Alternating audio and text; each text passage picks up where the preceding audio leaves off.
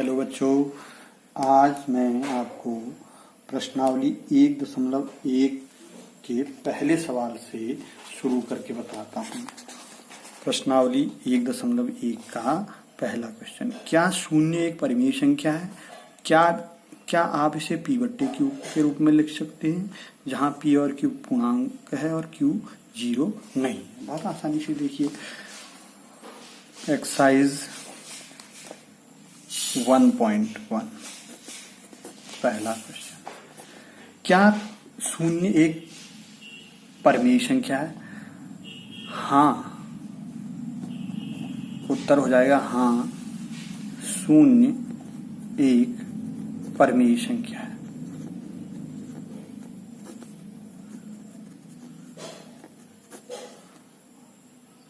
दूसरा प्रश्न पूछा है, क्या आप इसे पी बट्टे क्यू के रूप में लिख सकते हैं? तो पी बट्टे क्यू के रूप में इसे लिख सकते हैं। इसको लिख सकते हैं हम 0/1, जहां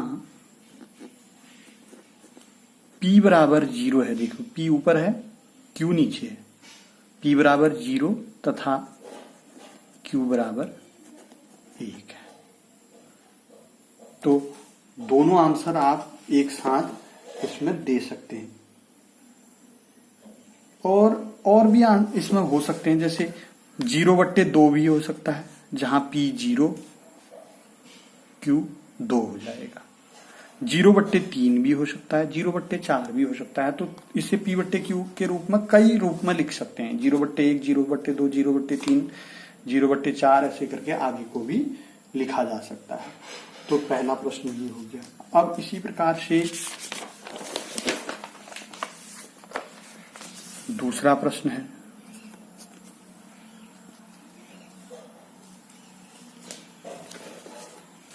दूसरा प्रश्न है 3 और 4 के बीच 6 परिमेय संख्याएं ज्ञात कीजिए।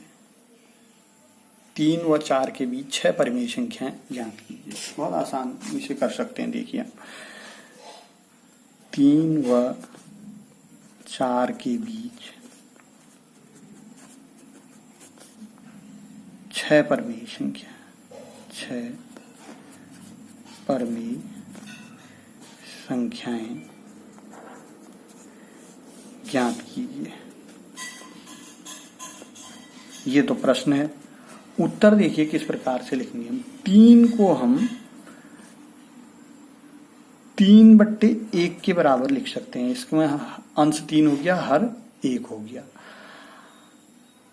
अब 6 परिमेय संख्याएं निकालनी है, तो अंश तथा हर को 7 से गुणा कर दीजिए। अंश तथा हर को 7 से गुणा किया। अगर अंश और हर को 7 से गुणा करेंगे तो 3 गुणा 7 हो जाएगा ऊपर, और 1 गुणा 7 नीचे हो जाएगा, यानी ये हो जाएगा 21/7। अब ऐसे ही 4 है, 4 को हम 4/1 लिख देंगे, फिर इसको भी 7 से ही गुणा कर देंगे। अंश तथा हर को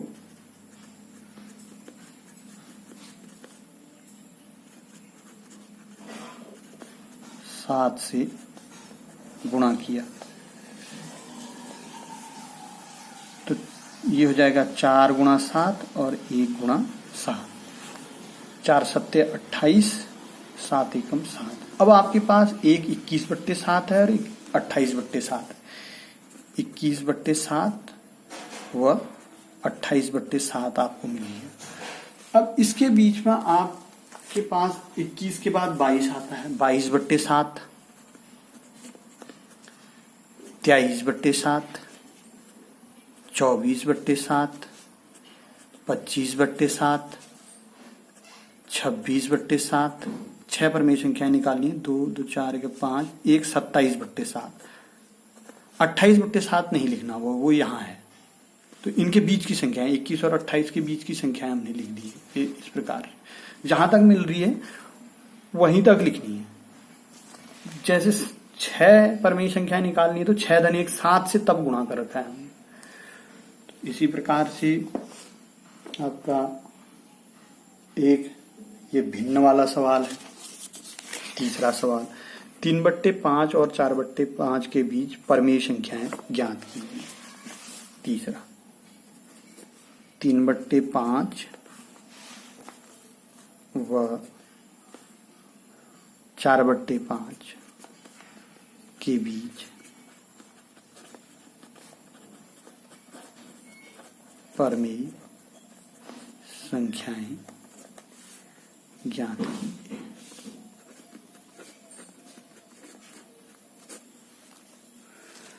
तो बहुत आसानी से हम इसको कर सकते हैं। देखिए के बीच कितनी संख्या है, हाँ ये लिखना, 5 परमेय संख्या है। 5 परमेय संख्या है तो 6 से गुणा कर दीजिए दोनों को। 3/5 लिया हमने, फिर वही लिखा अंश तथा हर को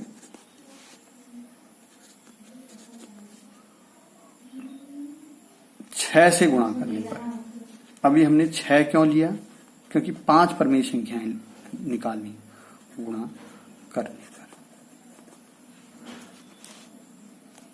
तो ये हो जाएगा 3 गुणा 6 बट्टे 5 गुणा 6, ये हो जाएगा 3 छक 18, 5 छक्का 30। ऐसे ही 4/5 को भी ले लेंगे हम। 4/5 के अंश तथा हर को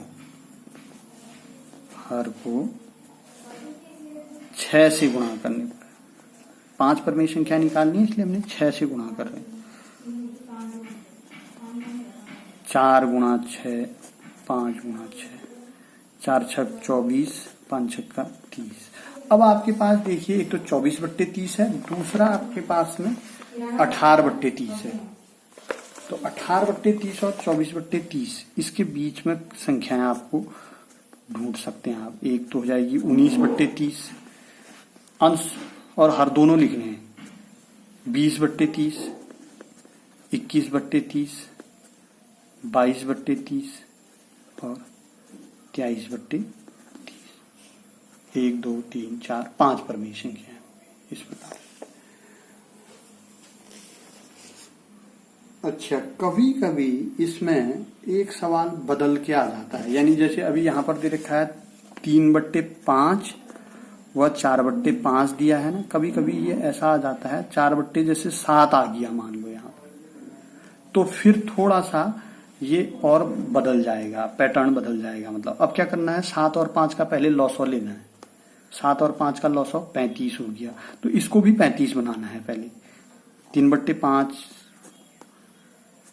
में नीचे 35 कैसे आ जाए, यानी 7 से गुणा करना पड़ेगा। फिर 5 गुणा 7 किया, 3 गुणा 7 किया। ऐसे ही 4/7 है, इसको 35 बनाना है तो 7 को 35 बनाना है तो 7 गुणा 5 किया, 4 गुणा 5 किया।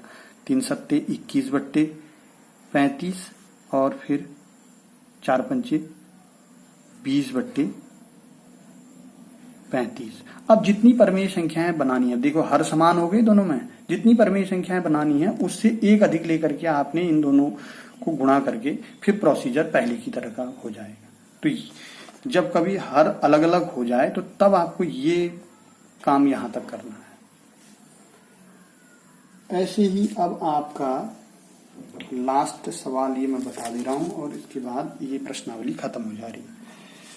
नीचे दिए गए कथन सत्य हैं अथवा असत्य, कारण के साथ अपने उत्तर दीजिए। पहला है, प्रत्येक प्राकृत संख्या एक पूर्ण संख्या होती है। ये सत्य है, प्रत्येक प्राकृत संख्या, क्योंकि पूर्ण संख्या में प्राकृत संख्या पूर्ण संख्या में समाहित है। दूसरा ये है, प्रत्येक पूर्णांक एक पूर्ण संख्या होती है। ये भी जो है कथन, ये दूसरा कथन असत्य है, क्योंकि पूर्णांक हम देखेंगे तो 0 पूर्णांक है, लेकिन 0 जो है पूर्ण संख्या में ऋण संख्याएं, हाँ 0 तो आ जाता है, ऋण संख्याएं पूर्ण संख्याओं में नहीं मिलेंगी आपको। पूर्ण संख्याएं कहां से शुरू होती है, मैंने पिछले वीडियो में बता रखा है आपको। 0 1 2 3 4 ऐसे करके शुरू होती है। यहां ऋण 1 ऋण 2 ऋण 3 ऋण 4 भी जो है पूर्णांक में आता है। पूर्णांक में 2 प्रकार के पूर्णांक हैं, धन पूर्णांक, ऋण पूर्णांक और 0 भी। तो आपका ऋण पूर्णांक जो है वो सभी प्रत्येक पूर्णांक कह रहा है एक पूर्ण संख्या होती है। ऋण एक पूर्णांक है लेकिन पूर्ण संख्या नहीं है। प्रत्येक परिमेय संख्या एक पूर्ण संख्या होती है, ये भी कथन असत्य है। जैसे मान लीजिए 1/2 है या 2/3 है, ये परिमेय संख्या है परंतु ये जो है पूर्ण संख्या नहीं है, इसलिए ये कथन क्या है, असत्य है। तो ये आपका प्रश्नावली 1.1 आप पूरा कीजिए कॉपी में।